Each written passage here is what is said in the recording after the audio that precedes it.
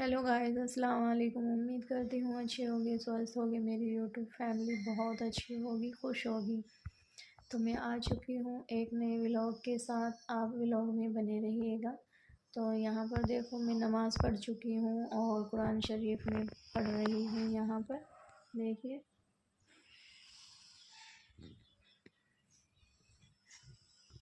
देखो जी, मैं पहले नमाज़ और कुरान शरीफ पढ़ती हूँ, फिर उसके बाद ही करती हूँ जो करना है। और संडे है आज, बच्चे अभी नहीं उठेंगे। बच्चों को उठा देते हैं टाइम से तो उठ जाते हैं, लेकिन जब अपनी मर्ज़ी से उठेंगे तभी उठेंगे। मैं नहीं उठाऊँगी आज। फिर उसके बाद जब उठ जाएंगे तभी नाश्ता बनाऊँगी मैं, क्योंकि मुझे तो सवेरा इतनी ज़रूरत नहीं होती है। 9 बजे से पहले मैं तो नाश्ता भी नहीं करती। बच्चों को स्कूल से छोड़ने के बाद ही नाश्ता करती हूँ मैं। तो जितनी मुझसे कुरान शरीफ पढ़ी जाएगी मैं पढ़ती रहूँगी, फिर उसके बाद ही देखूँगी जो करना है। देखो जी, मैं कुरान शरीफ पढ़ चुकी हूँ। मैं इस तरह रखती हूँ अपने कुरान शरीफ को। छोटा बेटा आ चुका है मेरे पास उठकर। ये जल्दी उठ जाता है, मेरे साथ ही उठता है ज़्यादातर। देखो, हाय हाय। क्या बनाओगे नाश्ते में? नाश्ते में क्या बनाओगे? नाश्ते में नाश्ता मैगी।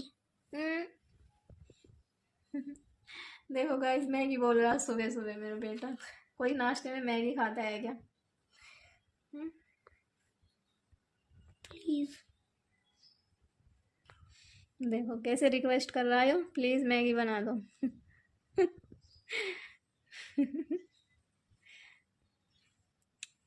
कमेंट में जरूर बताइएगा कि नाश्ते में मैगी कौन कौन खाता है। लगा दे पानी। देखिए गाइस, मेरा आज इतना दिल दुखा सुबह सुबह जब मैं उठी। डाल दे सारा। इस पौधे पे से पत्ते गया और यहाँ पे देखो आने जाने का कोई हिसाब भी नहीं है। पता नहीं एक चूहा घूम रहा तो उसी ने कतर दिए क्या सारे पत्ते। समझ ही नहीं आ रहा, मेरे तो दिमाग खराब हो गया। इतना अच्छा पौधा निकल रहा था ये, बहुत ही अच्छा। तो जब कोई इंसान किसी चीज़ के पीछे मेहनत करते हैं तो और फिर उसमें नुकसान होता है, बहुत दिल दुखता है। मत लगाना। चलो खैर छोड़ो, जैसे भी हुआ हो गया। अब हो जाएगा ये 1-2 दिन में। तो देखो जी, मैं आ चुकी हूँ किचन में और छोटा बेटा बोल रहा था, देखो आपने देखा भी है कि मैगी बना दो। तो मैगी तो मैं नहीं बनाऊँगी, क्योंकि मैगी तो वैसे भी नुकसानदायक बताते हैं। तो इसी वजह से मैं नाश्ते में बनाऊँगी आज पराठे। तो यहाँ पर देखो, मैंने रख दिया है पानी गर्म होने के लिए। और आज मैं रखा हुआ पानी ताज़ा नहीं पीऊँगी, क्योंकि थोड़ी हल्की ठंड है और मेरा गला भी भारी भारी हो रहा। तो इसी वजह से मैंने अपने लिए हल्का निवाया पानी किया है। पहले मैं पानी पीती हूँ, फिर उसके बाद ही मैं खाना पीना देखती हूँ। तो आज संडे है, इसी वजह से मैं अपना बच्चों के साथ ही नाश्ता बना लूँगी। बच्चे भी लेट उठे हैं, इतनी जल्दी भी नहीं उठे। तो मतलब उठने में, इधर उधर घूमने में टाइम ही लग जाता है। और कुछ मैं ढील सी कर रही थी मैंने कि थोड़ा लेट सी और हो जाए तो मैं इनके साथ ही नाश्ता कर लूँ। तो यहाँ पर आटा रखा हुआ था, मैंने सोचा पराठे बना लूँ। और पराठे बनाने का रीज़न ये है तो कि मतलब थोड़ा भारी हो जाएगा, तो इससे मैं अच्छे से फिर अपना काम कर लूँगी जो मेरा काम बाकी का पड़ा हुआ है। तो यहाँ पर दूध गर्म होने के लिए रख दिया है और पराठे मैं रेडी कर रही हूँ। तो मैं दूध तो वैसे ही गर्म कर रही हूँ, मतलब जो बाकी का बचता है तो वो गर्म हो जाता है, उबाल आ जाता है, उसका ख़राब होने का डर नहीं रहता। तो यहाँ पर मतलब रात को तो मैं फ्रिज में रख देती हूँ, जिससे कि मलाई आ जाए और मैं उसको उतार लूँ, जिससे मैं घी बनाऊँगी। और फिर मैं इसको उबाल कर रख देती हूँ, फिर दोबारा से मैं फ्रिज में नहीं रखती हूँ, क्योंकि ये रहता है कि भाई अगर दूध बच गया, अगर कोई आ गया तो उसकी चाय बन जाती है। तो इसी वजह से टेंशन फ्री रहती हूँ, इतनी टेंशन भी नहीं होती, क्योंकि मतलब दूध आने का टाइम 11 साढ़े 11 बजे तक का है। तो इसी वजह से फिर भी मैं दूध रख कर रख लेती हूँ बचा कर, जो अपने से ज़्यादा होता है तो मैं उसको रख ही लेती हूँ। तो अगर कोई आ जाए तो अपना चाय बना के दे दो फटाफट, इस वजह से टेंशन भी नहीं होती कि भाई भागो लाओ। इतना मेरे पास कोई भी नहीं रहता, बच्चे स्कूल चले जाते हैं कि भाई मैं इनको भेज कर मंगा लूँ। अगर कोई आ गया उनके लिए चाय वाय बनाने के लिए, एक्स्ट्रा दूध बच जाता है तो मैं उसे उठा कर रख लेती हूँ। तो यहाँ पर दूध भी उबाल आ गया था दूध में, तो दूध मैंने जो बचा उसको रख दिया और मैं बाकी की चाय बना रही हूँ। तो हम तीनों माँ बेटा चाय पिएंगे, अदरक वाली चाय, क्योंकि हमारे तीनों के हल्की, बहुत ही हल्की खांसी बनी हुई है। खांसी भी नहीं है, ठसक सी है, और छोटे वाले बेटे के अभी बहुत ठसक है, तो इस उसकी वजह से मैं परेशान हूँ। वो चाय नहीं पीता था लेकिन मैं उसके पिला रही हूँ फिर भी अदरक डाल डाल के, जिससे कि वो बच जाए। और देखो अगर बच्चे के एक बार हो जाता है, कोई बड़ा भी हो या छोटा हो, एक बार स्टार्टिंग में हो जाए सर्दी के तो वो निकलना बहुत मुश्किल हो जाता है। तो इसीलिए मुझे इसकी केयर करनी पड़ रही है। मैं इसको अंडे भी उबाल कर दे रही हूँ, मैंने कि दवाई से बच जाए, क्योंकि दवाई से बचना बहुत ज़रूरी है। जो बीमारी खाने पीने से ख़त्म हो रही है तो उसको दवाई से दूरी रखो तो बेहतर है। देखो दवाई आराम करती है लेकिन नुकसान भी तो उसके शरीर में बहुत ज़्यादा होते हैं। तो इसी वजह से मैं तो झेल चुकी हूँ इस चीज़ को, और मैं ये चाहती हूँ कि मैं अपने बच्चों को दवाइयों से दूर रखूँ, क्योंकि दवाई कोई शौक़ नहीं है कि भाई दवाई कोई शौक़ है, तो इसके बहुत नुकसान है शरीर में। भाई जो झेल चुका है उसको तो पता है कि दवाई से एक फ़ायदा तो 10 नुकसान है शरीर के अंदर।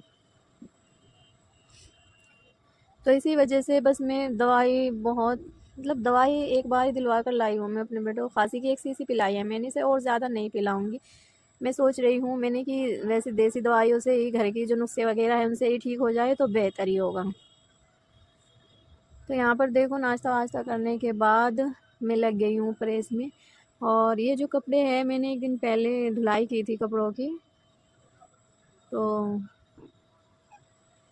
ये मैंने सोचा कि ये रखे हुए हैं तो इन पे प्रेस कर लूँ, ये भी काम ख़त्म हो जाएगा, तो टेंशन सी ख़त्म हो जाती है कपड़ों की।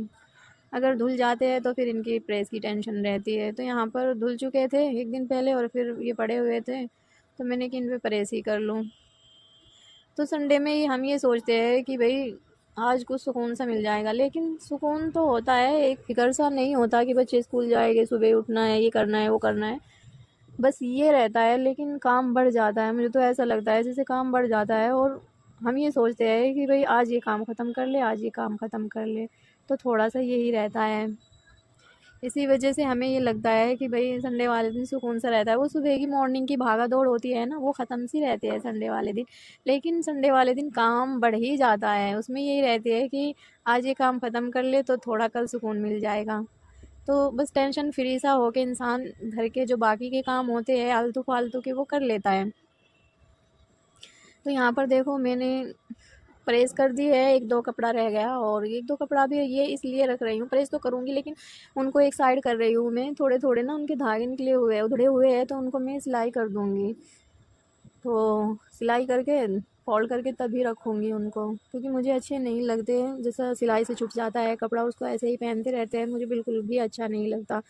इसी वजह से मैं जो एक दो कपड़ा है सिलाई का जो छूटा हुआ है, सिलाई छूटी हुई है, उसको मैं सिल कर ही फोल्ड करके रखूँगी। और देखो ये अपना अपना काम है, ये तो करना ही पड़ता है, जैसे तैसे भी इंसान करता है। औरतों को तो अपना करना ही पड़ता है। और ये बोलते हैं कि घर के क्या काम होते हैं, तो काम बहुत होते हैं देखो घर के। और अगर एक दिन जेंट्स को लगा दे घर के काम में तो ना हाथ जोड़ के तौबा मांगेगा कि भाई मेरे बस की बात नहीं है। तो देखो औरत कितनी जिम्मेदारियां उठाती है, बच्चों को भी संभालना और घर का काम भी करना, बच्चों की ज़िद भी पूरी करनी, बच्चों की ज़िद भी सुननी, बच्चों को समझाना भी, कितने सारे काम होते हैं लेडीज़ के ऊपर। जो हाउस वाइफ है बस उनको ही पता है कि क्या है और क्या नहीं है। तो यहाँ पर देखो ये दोपहर का टाइम हो चुका था, मैं प्रेस कर चुकी थी सारे कपड़ों पर। तो फिर उसकी रिक्वेस्ट ही जा रही थी कि मम्मा मैगी बना लो, कि मम्मा आज मैगी बना लो। तो मैंने कि चलो मैगी बनाते हैं आज, तो मैं मैगी बना रही हूँ हंडी में। तो ये हंडी मुझे इतनी प्यारी लगती है माशाल्लाह बहुत ही। तो ये मतलब ज़्यादा बड़ी नहीं है, थोड़ा बहुत बन जाता है इसमें।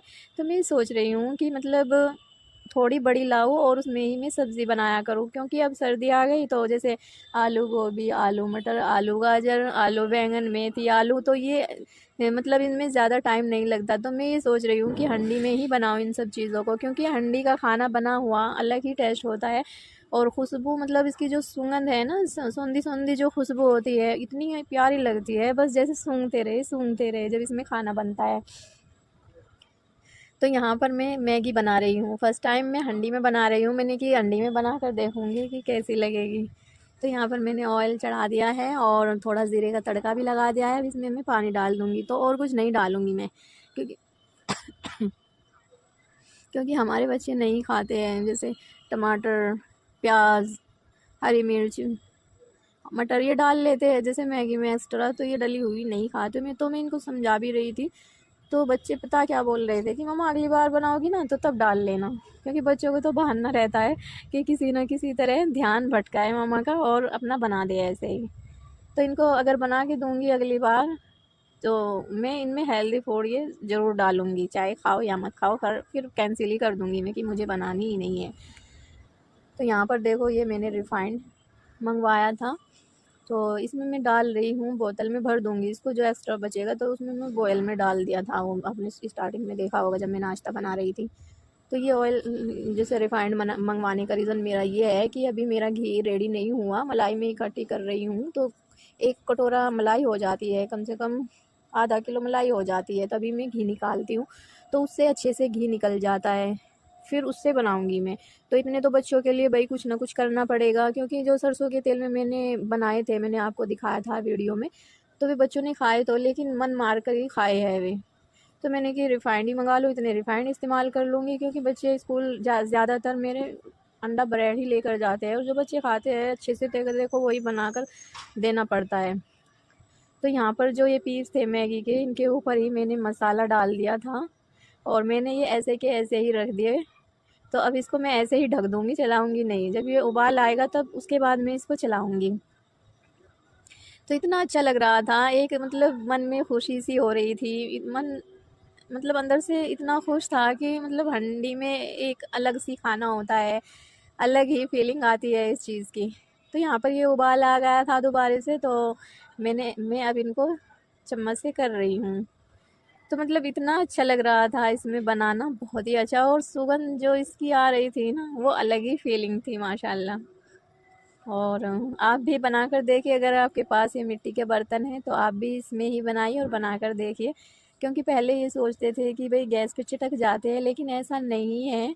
जब धीमी धीमी आंच में इसको बनाया जाता है तो ये चिटकती नहीं है, और जब हमें ऐसा लगे तो नीचे मिट्टी लगा ले उस तली पे, जैसे हमें हल्की दिखाई दे रही है, तो अच्छे से चल जाती है। और देखो हारी या चूल्हे का तो मज़ा ही अलग है, वो तो अलग बात है। लेकिन मैं तो ये सोचती रहती हूँ कि अल्लाह ताला मेरा अगर खुद का मकान हो गया तो मैं तो ज़्यादातर देखो, मुझे तो सर्दियों में चूल्हा ही अच्छा लगता है, चूल्हा जलाना। उसमें एक तो सर्दी सी ख़त्म हो जाती है, और सभी मतलब आँच के सामने सभी सिकाई कर लेते हैं, अपनी सेक लेते हैं अपने आप को, खुद को, तो बहुत अच्छी फीलिंग आती है। तो देखो दूसरे के मकान में तो हम कहीं भी कुछ नहीं कर सकते, बहुत सेफ्टी से रहना पड़ता है। दूसरों का मकान तो दूसरा ही होता है, देखो उसका तो वहाँ पर दूसरे के मकान में तो थूकने का भी डर रहता है। ये तो मिसाल है बड़ों बड़ों की, तो बहुत हिसाब से रहना पड़ता है। और फिर भी कुछ ना कुछ बोल देता है देखो मकान मालिक, और अपना टाइम वो काटना भी पड़ता है, बिताना भी पड़ता है, अपने आप को कंट्रोल भी करना पड़ता है। तो देखो अपना तो अपना ही होता है, अगर अपनी झोपड़ी भी है तो उसमें बहुत सुकून मिलता है। तो चलो खैर छोड़ो, यहाँ पर मेरी मैगी हो गई थी रेडी, और मतलब सुगंध इतनी अच्छी आ रही थी, बहुत ही अच्छी फीलिंग आ रही थी। तो ये है रात का टाइम, तो मैं रात को खाने में बना रही थी दाल दाल रोटी बनाऊंगी मैं रात को खाने में। दोपहर में मैंने मैगी बनाई थी और रात को मैंने दाल बनाई थी।